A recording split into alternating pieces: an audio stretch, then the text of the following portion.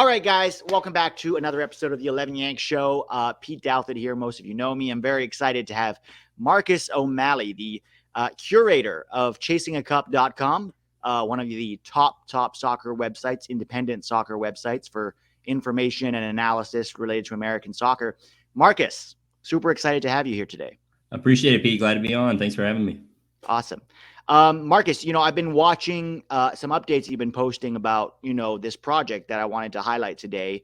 And it's basically something that you've been very focused on for the last couple of years, as I understand it. And that's providing soccer opportunities for refugees in the Louisville area. Yep.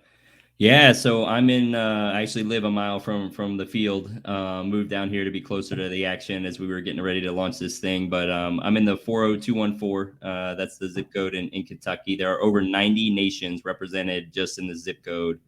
It is kind of the hub of the refugee community in Louisville and kind of where people sort of come from all over the world. We have Afghans arriving right now, kind of day by day. And so we saw a need. There wasn't a soccer field that was really like theirs to own. There's a couple of open spaces, parks and things like that. But, it's turf wars and, kind of timing and that kind of thing. And we wanted to have a space that they could call home, their home court and, have some pickup, have some pro training. And so this has been a couple-year project in partnership with Louisville City, who gave me their professional grade turf as they launched their new stadium 2 years ago. That's awesome. So you said there's 90 nationalities represented in that zip code? Just in this zip code. People don't think of Kentucky as an international hub, but, a lot of blue collar jobs, a lot of opportunities, and very welcoming to the refugee community here in Louisville. So that has kind of been the draw. And so, it's been continuing to happen. And we intentionally planted our church to be there for the refugee community. It actually started in 5 languages. Oh, wow. As the church awesome. began. Yeah. We still have a Nepalese service that meets there. We may be helping the Afghan group get stood up as well. So that's very cool. One thing I want to do on this channel in 2022 is highlight initiatives. It's funny because we're such a big country.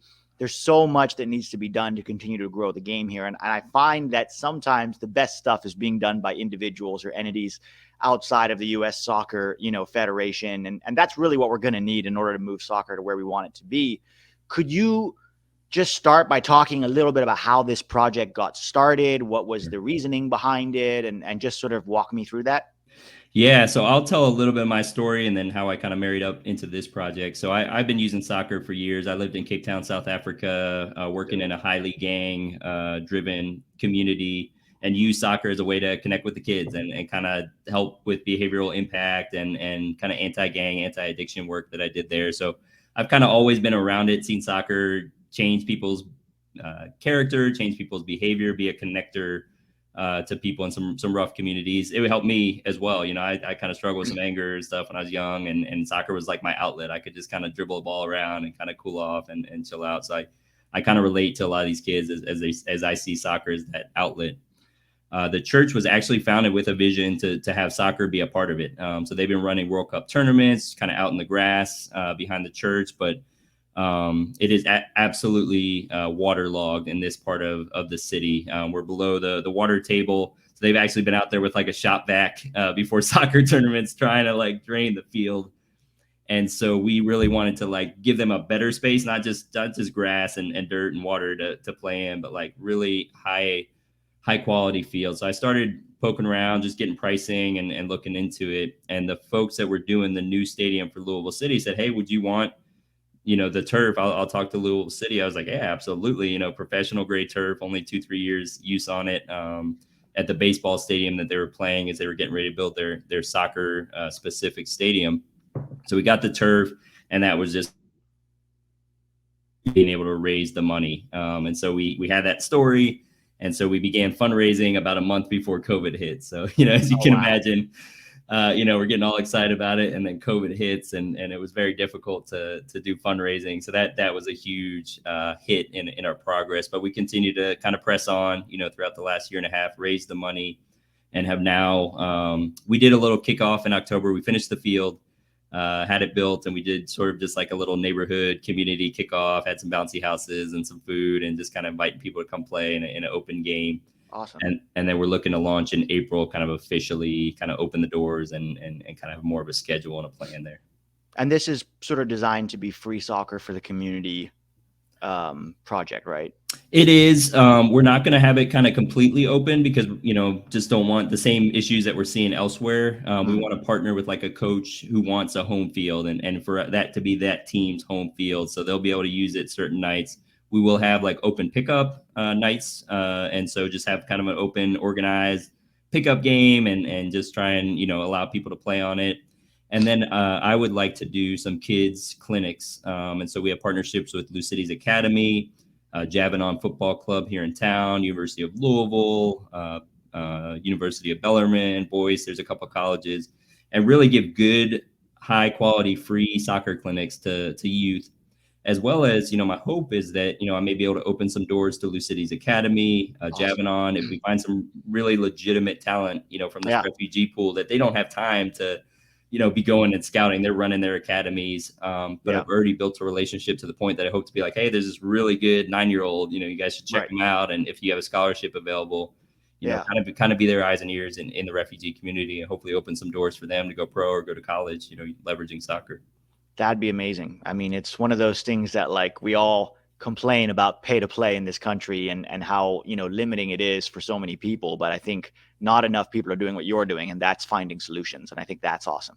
And that's the dream, man. Like, the academies have these scholarships, but it's like, when do they have time to go scout and find kids and run clinics and that kind of thing? So we're right here in the heart of the community. We can run clinics for them. And, if there's talent there, we'd love to be a part of that journey, that story of them being discovered.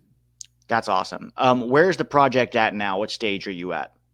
So the field's complete. We are actually have a meeting in 2 weeks, and we want to like start picking dates. It's like, hey, here's when we want to start the kids' clinics, and it'll be this partner for this clinic, this partner for that clinic, and start getting our calendars aligned. We're shooting for April to have like a spring kickoff, and we'll get the bouncy houses and kind of have fun. COVID pending, of course. It's rearing its ugly head again, but we're hoping by April, things will die down. And then we'll just start picking nights of the week and start advertising. There's been probably a couple hundred guys out there before I bought a lock for the door, like they've been rearing for it. And awesome. And, we let them play. It's fine, but I don't want like broken glass and things like that. We're just trying to control it a little bit. And contain it to time. But yeah, I think the community's ready for it. So we're excited to kind of bring it and unleash it. That's very cool. And so you partnered with Louisville City and with Antioch Church as well? Yeah, Antioch is the property. So they have about 12 acres here, and Louisville City donated the turf. And then also through Antioch, we're able to do 501c3 donations. So everybody that gave tax-free. And so we leveraged that partnership. So yeah, we've got, it's about a 7-a-side right now. This is sort of our pilot. We hope there's room enough to put 3 full-size soccer fields there. But this was our pilot. We want to kind of a proof of concept and get it going. Yeah. And then we hope to grow it to, potentially more and bigger things in the future. So it's 1 7-a-side field right now. Currently, it's 1 7-a-side. It was a baseball just field. Like half of a full pitch, maybe? It's exactly basically a half of a full pitch. It was the baseball field, and so they only used turf for like the first baseline, third baseline, the outfield. So it wasn't a full pitch turf. Right. That Lou City. So we did what we could with the quality turf that we got, and we're hoping this will be a proof of concept that we could then scale to, eventually get 2 or 3 full-size pitches and maybe even running our own league at some point down the road. That would be awesome. I really like the idea that you talked about of having just like free play nights where people can come play. I think that's a huge in soccer development, in my opinion, in the U.S. One of the things we can do better at is just letting kids play and not overcoaching them and not, making it too structured. Because if you look at the best players in the world, in most countries, they start off just playing on the streets with their friends, playing in the backyard. There isn't a lot of coaching at a very young age, which allows kids to discover the game, to improve their technique, and then as they get older, they can get into a more structured environment that takes their technique and adds tactics and adds, other things to it that are really important. But I love that. I think we need more free play. 100%. I agree more. And honestly, I mean, just logistically, I'm doing this. I got a full-time job, 3 kids, chasing a cup. I don't want a ton of responsibility beyond, what I can do. But if I can provide a space and some structure and, maybe a couple guys hanging out, giving tips to kids, my own kids, I'm hoping I'll get to play with a lot of the refugee community. I love that diversity of creativity, diversity of Yeah, the game.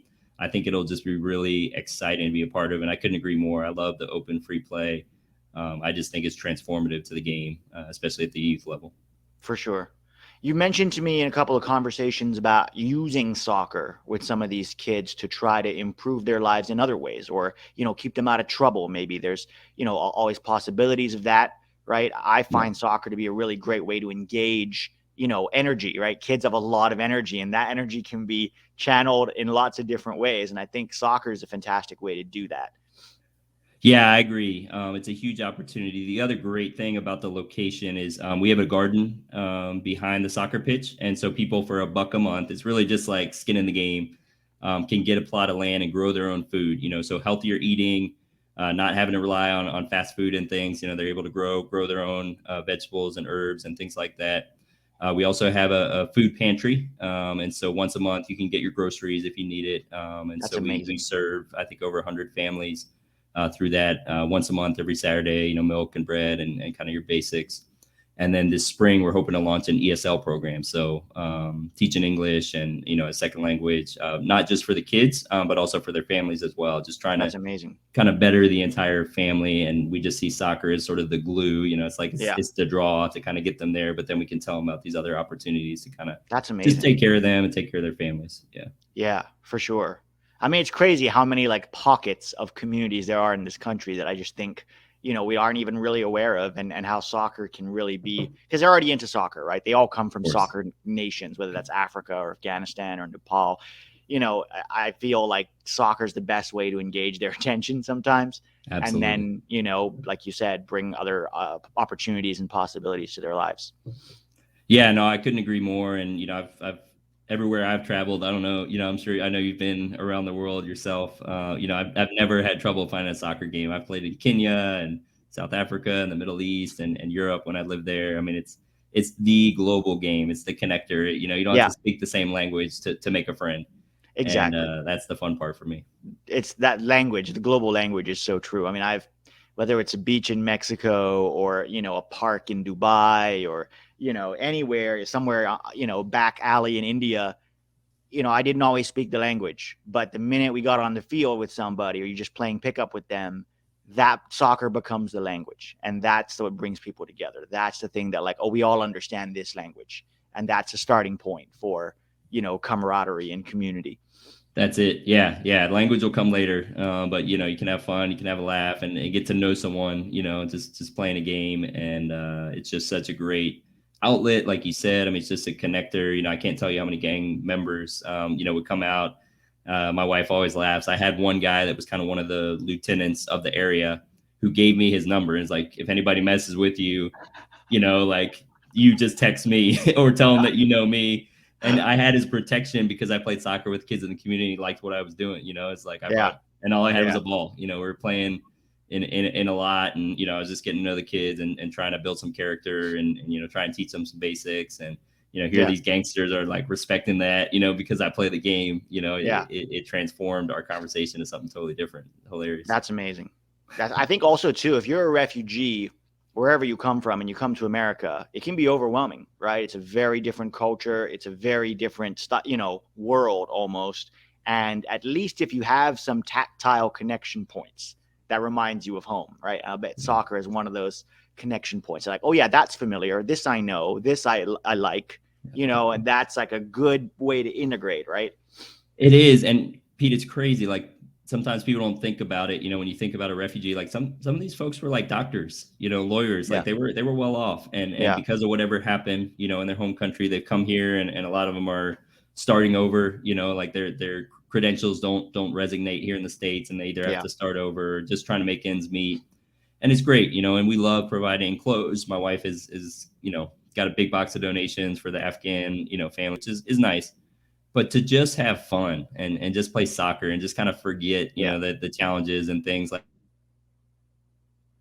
than a jacket or a meal does. Like just have Yeah. fun and see your kids playing again and kind of forget, the challenges that you had to face, even for a little bit. I think Yeah. it's really fun. I'm sure a ton of them have been through horrific things too. I mean, refugees don't just come from, you know what I mean? Like they probably come from some pretty rough circumstances. And, I mean, you and I know you have a bad day, playing soccer kind of erases that. You know what I mean? Like if I have a rough day, I go play soccer in the evening, all of a sudden I feel better, you know? Absolutely. So I can Absolutely. imagine they've got a lot worse than bad days to deal with, and soccer can be almost therapeutic for them. Yeah, I mean, I've just started to hear some of the stories of the first couple of folks coming in, just haven't been smuggled through the country, and with their Wow. separated from their kids and spouses, and just kind of hoping everybody sort of makes it to the other side, and going to a weird foreign country, losing all your credential and Yeah. kind of everything you had, your home, and we can provide a ball and a laugh, and Yeah. connect. So what would you say are 2 or 3 of the things that you need most right now in terms of where you're at in the project? What are the biggest needs?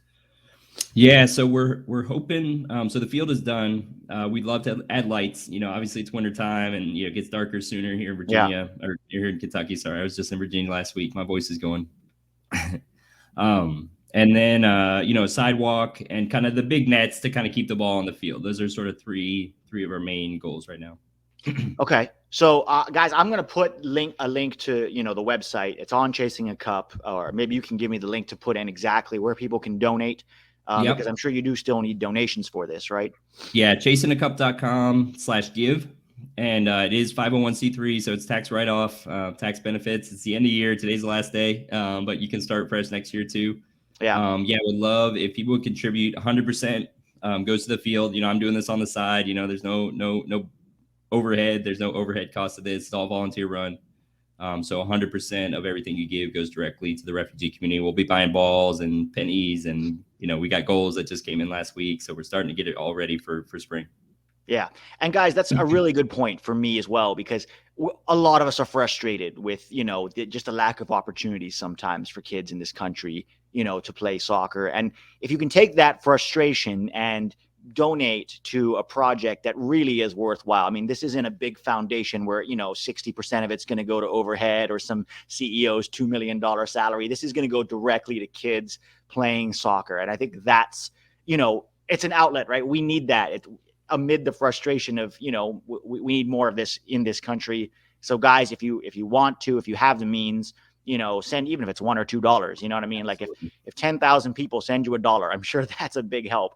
Huge help. I mean, yeah, I mean, soccer balls are $20, I mean, right. it's, we're talking, $15,000-$20,000 we're raising. I think we're going to hit that pretty quick this year. And so we're excited, and yeah, any donation, really appreciate it. And, it goes 100% to the kids in the community, the refugee community, and it's going to be open play soccer, and I'll be keeping updates coming. So give us a follow on Twitter, and, watch as that project continues to unfold this spring. Awesome. I know this is very it's just Louisville right now, but if this is kind of a successful pilot program, do you think this is something that could be replicable in other parts of the country or even the state? 100%. And it's funny that you said that. I've already been contacted even before I finished the field by a guy down in Nashville. He heard about our project and reached out. Another guy from Indianapolis reached out. So I kind of walked him through what I did. And, they're already starting to kind of make plans. And, I'm happy to share with anybody that wants to do it. I can share what we put together, our pitch deck and all that. I mean, it's nothing fancy, but it got the job done. And so it was like our effort to kind of tell the story and capture that story. And I absolutely think this could be replicable anywhere. We did it in Louisville, but, anywhere you got space, and I would imagine, there's a lot of open spaces, churches, parks, that kind of thing, that would love, if someone kind of took ownership and took leadership to come up with something like this. And, all the MLS, USL clubs around the country, like they got to have turf, they got to have, something, and huge opportunity for anybody that wants to do this. For sure. If there's anything we have in America, it's space. Yeah, so absolutely. We can use that space better. Cool. Well, thank you so much, Marcus. Guys, I'm going to be sending you a donation for this project. Guys, if you have the means and the desire, help Marcus out. He said, it's going to be 100%. not only tax deductible, but also something that's going to go straight to where it's needed. I'm putting a link below in the description. So guys, check out his project. Marcus will probably check in with you in a couple of months, get an update, see where we're at. And I'm really looking forward to seeing this kind of come to life, you know? Thanks for the donation. Thanks for the time as well. Thanks for helping me get the message out. I'm extremely excited about it. We'll definitely love to come back and give an update here in a couple months, and look forward to telling more of the story. For sure. Before we run, we're just going into 22 now. It's an exciting year. We have World Cup qualifying. We have Nations League in the summer. We have, a bunch of probably friendlies and, leading up to Qatar. How are you feeling about that? How are you feeling about 2022? I'm nervous, man. I'm nervous about the timing of these games, coming out of winter. We're talking about Minnesota, cold weather. Yeah. A lot of clubs or a lot of these countries are going to be parking the bus, against us. And, we got MLS being almost 90 days, finished for the regular season, and, a couple of camps. But I feel very confident we're going to qualify. I feel very confident that we have enough talent to get the job done. And I'm looking forward to what we can do in December. Yeah, it's going to be a good year, I think, for American soccer. Last year was a great year, but I think it's going to be even better this year. I do too. And, I think about it, there's this huge gap. Our top talent are 22 and younger. Yeah. Yeah. And now in the next year, we have another year to build on that, right? Like we got Caden Clark going over. We got Jonathan Gomez going over. Like we might get 3 or 4 of the guys we got this year added to that group and deepening that group. So that part of it really excites me. And who knows what's going to come out of MLS. There's a couple of pretty good talent, I think, knocking on the door. Little Paxton Aronson and who else is coming back from injury? You mentioned him today. Aiden Morris will keep be an back. eye on. We're still looking at backup 6 for Tyler Adams. That's someone to watch. Even a guy like Uli Yanez that I think, has had some struggles in the past, but is still only 20 years old. I think a lot of us are still sleeping on him, Yeah, Alex Mendez has started to get some playing time. Richie's coming back, right? So there's still a lot of guys out there very young that we can't give up on just yet, Yeah, Cuevas just went over, right, from LA, so we'll finally get him back in action. And there's a couple guys that, because of COVID didn't really play in the youth ranks, Nico Carrera and some of those guys. So I think center backs is a big one too. There's also Leone. I know he's been to a couple, Mexican camps, but you never know, right? I mean, we do need center backs at a young age, because we have good center backs right now, but you look at that next generation for 2026, a lot of these guys, Brooks, Zimmerman, Long, they're going to be in their, mid 30s or early 30s already. The next year we have Chris Richards, obviously. You've got Mark McKenzie, maybe a guy like Cameron Carter-Vickers really starting to show some promise. Yeah. But we'll see. There's a lot to be excited about. It's just who's gonna develop, right? Who's gonna take that next step this year? Who's our striker, Pete? Who's our striker in December? Man, it's like 1 year is so long, it's so hard to say. I'm going to say right now, if I had to put money, I would still say Pepe. Yeah. I know he's not been in the best form recently, but he's 18 years old. Yeah. Like I've said this before, there's going to be variance in performance with very young players. We don't know. I mean, we're recording this on New Year's Eve, so I don't know if he's going to go to Wolfsburg. It seems like that is going to happen. How many chances he gets there, how they do, how he does. I got to say Pepe. I just think he's shown the most so far for us. But, Matthew Hoppe could come back from injury and start scoring goals. I think he's a talent a lot of people are sleeping on. Sargent continues to have a rough time. But I think if Sargent drops down a level, maybe to a second division, like if Norwich get relegated, that could be more his level. And all of a sudden he starts scoring goals and his confidence comes back. DK is a guy to keep an eye on, maybe not as a starting striker for us, but as somebody off the bench that gives us something different. It's just so hard to know right now, Yeah, I do. I think a lot of people are sleeping on Gioacchini. I know he's playing wing right now, but I mean, he's getting consistent minutes. I think he's going to be in that battle amongst that group if he continues on the path that he's on. Yeah, I agree. There's a lot to be excited about in the coming year. Marcus, thanks so much for joining me to talk about this project. I'm excited to share it with you all. Guys, check it out. Click on the link below. Also, check out Chasing a Cup. That's your website. Independent, writers and analysts, and you're sort of the curator of quality content. So check that out, guys. I'll put that in the link as well. chasingacup.com. Marcus, Happy New Year. Good chatting with you. You too, man. Thanks for having me on, and Happy New Year to you and your crew. All right. Take care. You too.